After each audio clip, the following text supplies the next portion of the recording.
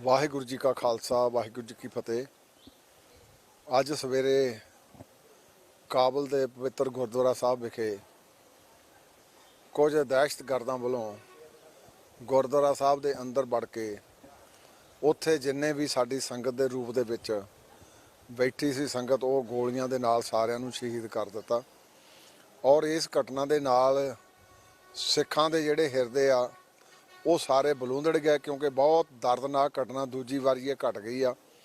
और इस घटना दे नाल सिख पंथ नूं भी ते सिखां नूं सोचना भी पै रहा कि हुण उस धरती ते उन्हें रहना भी बसना भी है कि नहीं बसना।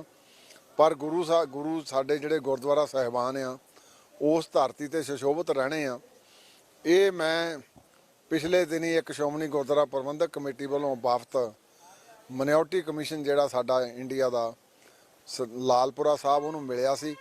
ਉਹਦੇ ਵਿੱਚ ਅਸੀਂ ਇਹ ਚੇਚੇ तौर ਤੇ ਇੱਕ ਮੰਗ ਰੱਖੀ ਸੀ कि ਜਿਹੜੀਆਂ ਘੱਟ ਗਿਣਤੀਆਂ ਦੇ ਵਿੱਚ ਚੇਚੇ तौर ਤੇ ਸਿੱਖ ਪਾਕਿਸਤਾਨ ਜਾਂ ਅਫਗਾਨਿਸਤਾਨ ਦੇ ਵਿੱਚ ਰਹਿ ਗਏ ਆ ਉਹਨਾਂ ਦੀ ਜਾਂ ਤਾਂ ਸੁਰੱਖਿਆ ਯਕੀਨੀ ਬਣਾਈ ਜਾਵੇ ਜਾਂ ਉਹਨਾਂ ਨੂੰ ਇੱਥੇ ਸੱਦ ਕੇ ਫਿਰ ਆਪੇ ਸਿੱਖ ਪੰਥ ਉਹਨਾਂ ਦੀ ਦੇਖਭਾਲ ਕਰ ਲਊਗਾ, ਉਹਨਾਂ ਲਈ ਆਉਣ ਦਾ ਇੱਥੇ ਜਿਹੜਾ ਰਾਹ ਪੱਧਰਾ ਕੀਤਾ ਜਾਵੇ।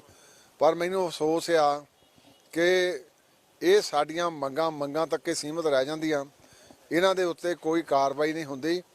और अज जो कुछ होया वो मैं समझदा वो साडी पिछले दिनों की रीति प्रजेंटेशन जे उत्ते कार शुरू हो जाता तो शायद अज ये घटना इदां दी ना वापरदी।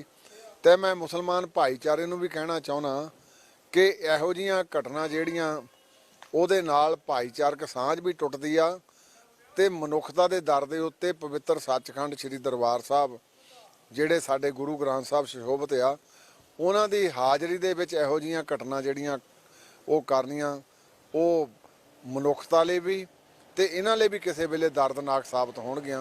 सो मैं पुरजोड़ निखेधी नहीं करदा, सेंटर की सरकार तो भी मंग करदा कि हाले भी जाग जाओ, उत्थे जिहड़े सिख आ उन्हां दी सुरੱਖਿਆ यकीनी बनाओ। जे किन्नी बननी हुण मेरा ख्याल कोई लग्गिआ कोई निफल ही होनी आ, पर उन्हां सारिਆਂ ਨੂੰ ਇੱਥੇ सद के उन्हां दा रहन बसेरा जिहड़ा ਇੱਥੇ इस धरती ते कीता जावे। इहो ही मेरी पंजाब सरकार जिहड़ी सेंटर की सरकार तो अज दी मंग है। वाहिगुरू जी का खालसा वाहिगुरू जी की फतेह।